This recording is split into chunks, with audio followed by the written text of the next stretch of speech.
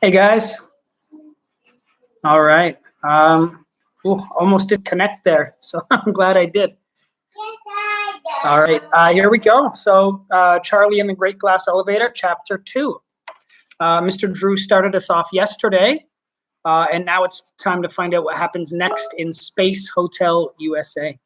So let's get started here. Mr. Wonka's Great Glass Elevator was not the only thing orbiting the Earth at that particular time. 2 days before, the United States of America had successfully launched its first space hotel, a gigantic sausage-shaped capsule no less than 1,000 feet long. 1,000 feet. I wonder how many meters that is. If anyone can figure that out, put it in the chat comments.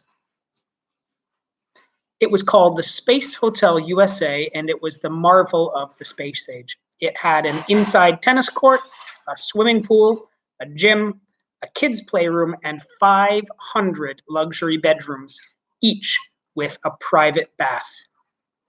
And you know what? It was privately air-conditioned for each room. It was also equipped with a gravity-making machine so that you didn't float about inside it. You walked normally. David saying 304.8 meters is 1,000 feet. Good research skills there, David. Love it.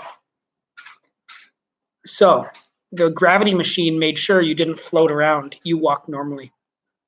This extraordinary object was now speeding around and round the Earth at a height of 240 miles. That's super high up there. 240 miles. I wonder how many kilometers that is. I think David can figure that out. Guests were supposed to be taken up and down by a taxi service of small capsules blasting off from Cape Kennedy every hour on the hour, Mondays to Fridays. But as yet, there was nobody on board at all, not even an astronaut. The reason for this was that no one had really believed such an enormous thing would ever get off the ground without blowing up.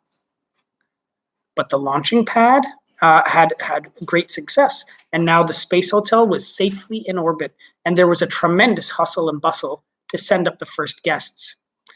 It was rumored that the President of the United States himself was going to be among the first to stay in the hotel. And of course, there was a mad rush by all sorts of people across the world to book rooms. So the question again was how many kilometers is 240 miles? David says 386.2. Sounds about right to me. So the Space Hotel. Did you know that several kings and queens had cabled the White House in Washington for reservations? That means they called for a reservation. And a Texas millionaire called Orson Cart, who was about to marry a Hollywood starlet called Helen Highwater, was offering $100,000 a day for the honeymoon suite. But you can't send guests to a hotel unless there are people there to look after them. And that explains why there was yet another interesting object orbiting the Earth at the moment. This was exactly like telephoning. This was the large transport capsule containing the entire staff for Space Hotel USA. There were managers, there were assistant managers, there were desk clerks, there were waitresses, bellboys. Bellboys are like the people who carry your bags. There were chambermaids, pastry chefs, and hall porters. The capsule they were traveling in was manned by 3 famous astronauts, Shuckworth, Shanks, and Schouler. 3 sh sounds together. What's that called again? If someone knows repeating sounds over and over together in the same sentence, there's a word for it. If you think you know it, put it in the comments. All 3 of these, Shuckworth, Shanks, and Schouler, were handsome, clever, and brave. In exactly 1 hour, said Shuckworth, speaking to the passengers over the loudspeaker, we shall link up with the Space Hotel USA. Your happy home for the next 10 years. 10 years in a hotel? Not bad. Any moment now, if you look straight ahead, you should catch your first glimpse of this magnificent spaceship. Aha! I see something there. That must be it, folks. There's definitely something up there ahead of us. Shuckworth, Shanks, and Showler, as well as the managers, assistant managers, desk clerks, waitresses, bellboys, chambermaids, pastry chefs, and hall porters all stared excitedly through the windows. Shuckworth fired a couple of small rockets to make the capsule go faster, and they began to catch up very, very quickly. "Hey!" yelled Showler. "That isn't our space hotel." "Holy rats!" cried Shanks. "What in the name of Nebuchadnezzar is it?" Oh, that was hard to say. "Quick, give me the telescope," yelled Shuckworth. With one hand, he focused the telescope. With the other hand, he flipped the switch connecting him to the ground control. "Hello, Houston," he cried into the mic. "There's something crazy going on up here. There's something orbiting ahead of us, and it's not like any spaceship I've ever seen, that's for sure." "Describe it at once," ordered Control in Houston. It's all made of glass, and it's kind of square, and it's got lots of people inside it, and they're floating around like fish in a tank. "How many astronauts on board?" "None," said Shuckworth. "They can't possibly be astronauts." "Who do you think it could be?" I think I know. "They can't possibly be astronauts," repeated Shuckworth. "Well, what makes you say that?"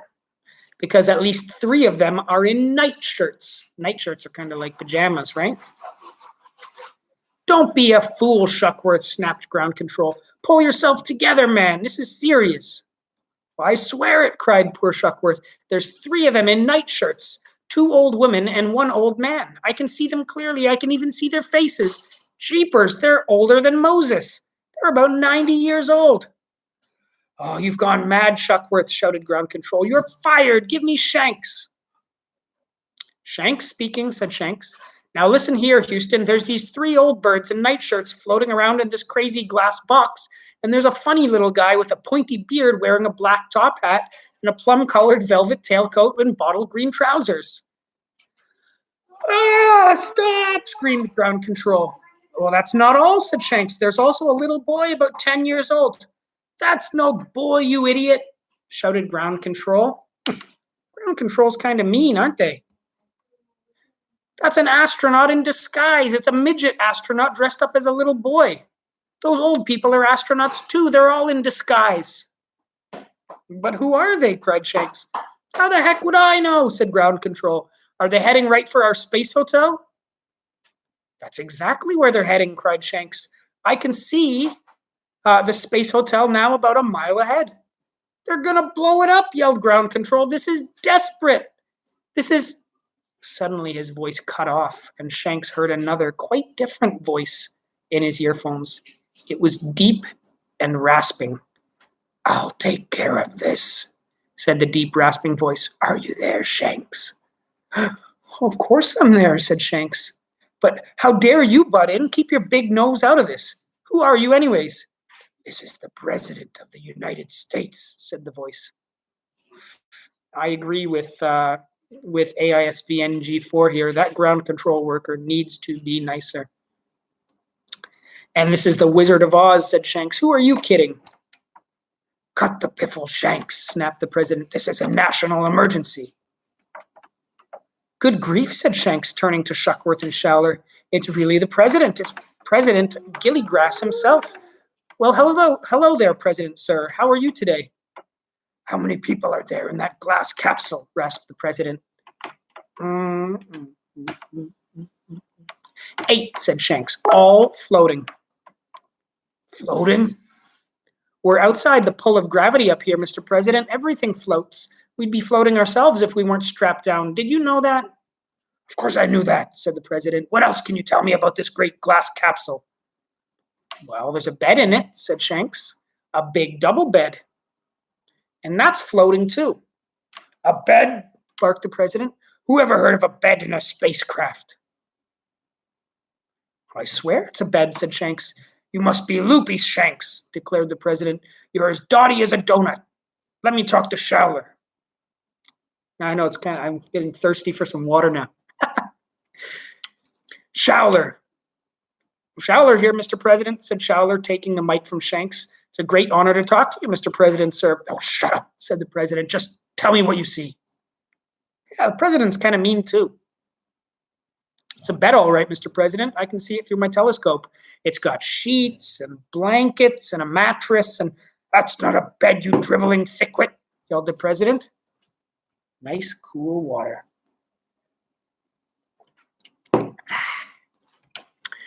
Can't you understand? It's a trick. It's a bomb. It's a bomb disguised as a bed. They're going to blow up our hotel. Who's they, Mr. President, sir, said Schouler. Don't talk so much and let me think, said the president. There were a few moments of silence, and Schouler waited tensely. So did Shanks and Shuckworth. So did the managers and assistant managers and desk clerks and waitresses and bellboys and chambermaids and pastry chefs and hall porters. And down in the huge control room at Houston, 100 controllers sat motionless in front of their dials and monitors, waiting to see what orders the president would give next. Big, bad, mean, ugly president. Yeah, he is kind of mean. I've just thought of something, said the president. Oh, sorry, I've just thought of something, said the president. Don't you have a television camera up there in front of your spacecraft, Schouler? Sure do, Mr. President. Switch it on, you fool. Let me see what this object looks like. I never thought of that, said Schouler. No wonder you're the president. Here goes. He reached out and switched on the TV camera in the nose of the spacecraft. And at that moment, 500 million people all around the world who'd been listening in on the radios rushed to their TV sets. On their screens, they saw exactly what Shuckworth, Shanks, and Schouler were seeing, a weird glass box in splendid orbit around the Earth, and inside that box, seen not too clearly, but seen nonetheless, were 7 grown-ups and 1 small boy in a big double bed, all floating. 3 of the grown-ups were all bare-legged and wearing nightshirts. And far off in the distance, way beyond the glass box, the TV watchers could see the enormous, glistening, silvery shape of Space Hotel USA. But it was the sinister glass box itself that everyone was staring at. All the cargo of sinister creatures inside it. 8 astronauts so tough and strong they didn't even bother to wear spacesuits. Who were these people, and where did they come from? I think we already know that, though. What in heaven's name was that big evil-looking thing disguised as a double bed? The president said it was a bomb, and maybe he was right. But if it was, what were they going to do with that? All across America, Canada, Russia, Japan, India, China, Africa, England, France, Germany, Vietnam, everywhere in the world, a kind of panic began to take hold of the TV watchers. Keep well clear of them, Schouler. Keep well clear of them, Schouler. Keep forgetting. Ordered the president over the radio link. Sure will, Mr. President, said Schouler. I sure will. And here they are. And here's the glass elevator floating towards the hotel. The next chapter is called The Link Up. I wonder what's going to happen next. Any predictions what might happen? So James was saying he's a mean president, and Junsung agreed with that. Yeah, that's right. We've got some kind of mean people. Mission Control wasn't very nice, right? Yeah, James, what do you think's going to connect? Do you think the elevator will connect to the hotel, or will it be the spacecraft to the elevator? It's a good question. I'm kind of curious as to what happens next. So I guess we're going to have to wait and see what happens next. Mr. Drew will continue this soon. Thanks for watching, guys. What does it mean to link up, asks AISVNG4. James is saying, see you later.